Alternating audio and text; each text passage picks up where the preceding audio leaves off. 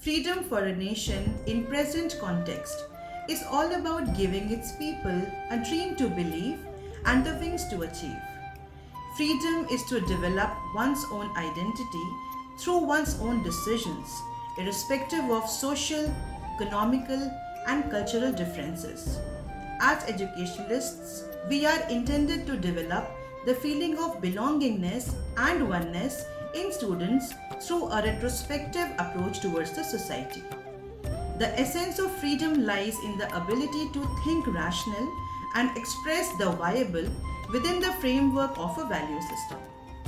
Wealth is occupied by the idea of abundance, but education brings respect, which has been the sole monopoly of our nation. Education has transformed India with an onset of social, cultural, economical, and moral development added by rapid advancement in its technology, thus making it a Vishwaguru. Jai Hind, Jai Bharat.